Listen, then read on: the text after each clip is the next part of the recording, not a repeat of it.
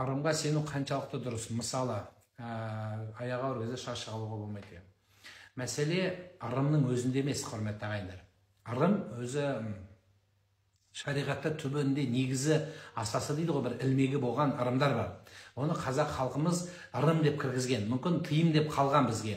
Оның түбінде шариғат бар, әдеп бар, дәстүр бар, ұлағат бар, құрмет бар ата-анаға. Осының астының барлығын оны түсіндіріп жатпаған. Ол ырымы жаман болады, тиіспе деген сөздермен тарап кеткен бізге. Сол үшін бұл нәрселер дұрыс болады. Әр нәрсеге ырым, анау харам, мынау ширк дей бергеннен мүйіз шықпайды.